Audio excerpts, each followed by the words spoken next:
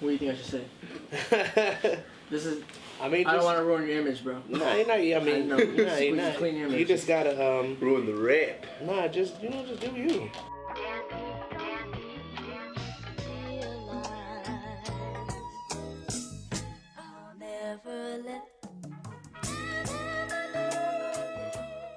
What's up, everyone? Welcome back to another episode of Eddie 23, where we have a very special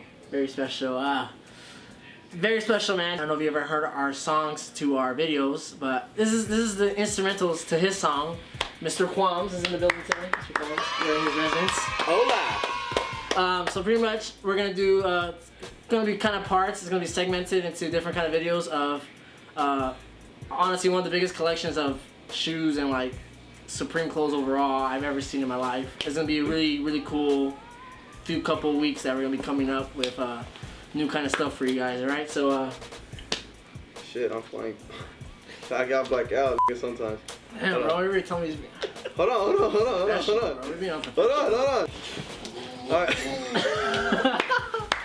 Young, wild, and horny. So back in the day, tell us how was it to get shoes? Compared to today. Compared to today, because I know today is like a fucking bitch to even get something at Nike.com. You know, doing bots and all kinds of dumb shit. I mean, the good old days of Nike.com, where you know you could wake up at like 12 and you could still get shit. You know, still camped at some point. You know, for certain things, like when the Mellow 2s came out. We camped at Nike Town, LA. That was a fucking silly ass experience, man. Like I seen a nigga get a gun pulled on him. Another dude for some mellows. Yeah, another dude got punched in the face for them shits. What about the Nike SB era? You know, I know a lot of people were fucking with SB. Yeah, something I didn't get experience. I never got to like see like. So you know, like the tips and all that shit came out. How was it back in the day? Well, to see the Tiffany's were like the first one where it was kind of like rowdy. You know what I'm saying? Like to get them and shit, because those dropped the same day that the Black Laser 4s dropped. So it was kind of like a toss up. Are you gonna get the Black Laser 4s? Are you gonna get the Tiffany's? You know, I ended up getting both, but like I was like a super Jordan head in high school. That's all I really fuck with. Like, I had to have the J's. I had all the SBs, but like I be going through, like I'll go through spurts. Like I fucking only want to wear J's, and then shit, I only want to wear SBs. I only want to wear this, you know. So, but yeah, it was super cool back in high school. Let's take it back to '85. You know, when you were 26 in high school and you got the first ones. How was that experience? Shit, I wish. Yeah, bro, you was gonna invite me on your show and disrespect me like that? That's all right. Unbelievable. So anyways, alright, continue with that SB story. So like, well, there was like only like a few heads like out of the people like I was cool with who really fucked with the SBs. Jordans, I mean, even nowadays, it's always been the same. Everybody's fucked with Jordans, you know. Yeah. Jordans have always just been like, that's the shit. So when SB came out, were a lot of people fucking with it, or just like an iffy type of stuff? Like, oh, should we get them? Should we not? You know. I think it kind of started after the Jedis. Because that's when people were starting to catch on to like, oh, these are worth money. We weren't fucking with SBs back then.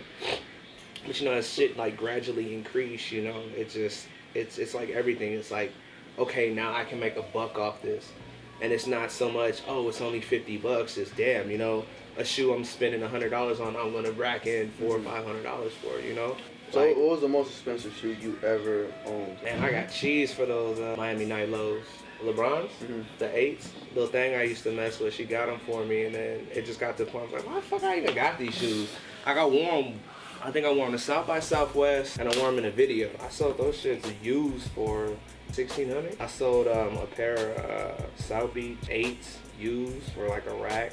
But these are used, so is this like good condition, or is this Yeah, because I never fucked my shit up. I kept my shit super clean. You know, like Supremes, I've gone, like the Supreme Blazers, I went through like, I've gone through like out of all the colors like a cool 10 pair, and I was flipping all of those like used, like, I mean, mind you, they're super fresh, like $600 a pair. Band 1s I flipped for cheese used.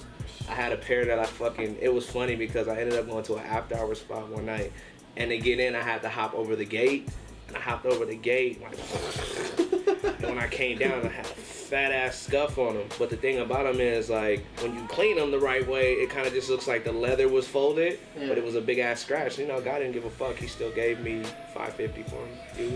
It is what it is. Watch out for Nike talkers, guys. So let's get in the topic that everybody's asking, the Yeezys. How do you feel about the Yeezys? He's just a dope shoe. It's a really dope shoe. Not for me.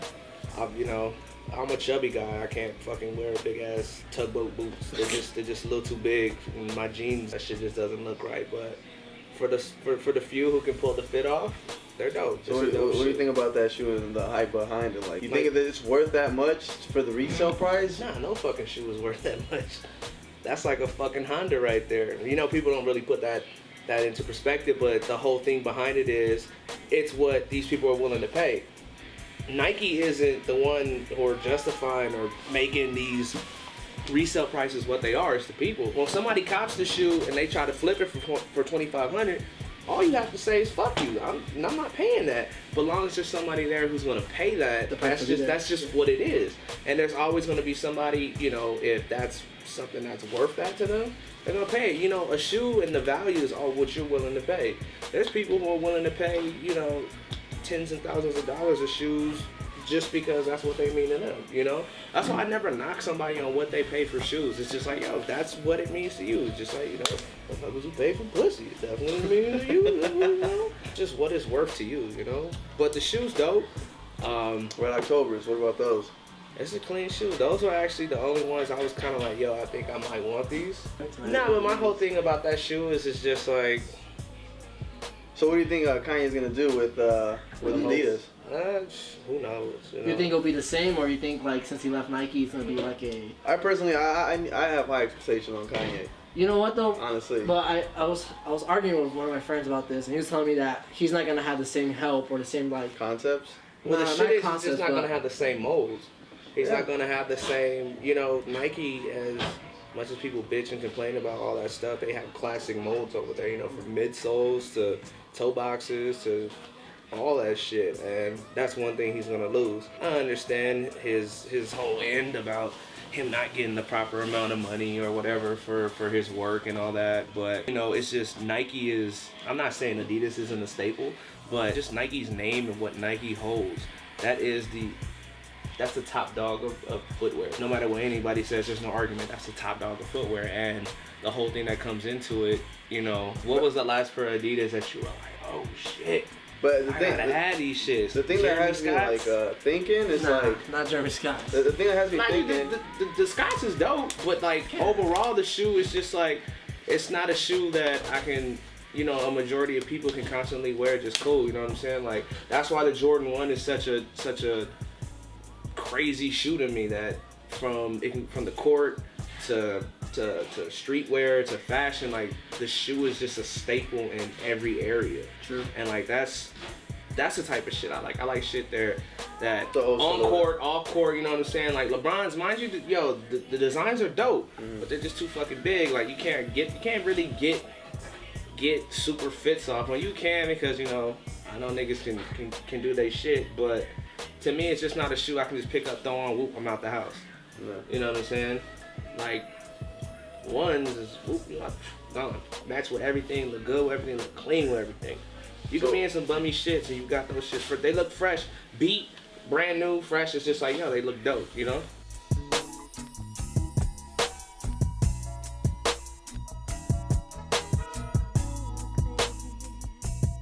Ones, black and red, black and royal. You just throw these shits on and it's just like, boom, you know? They go good with anything.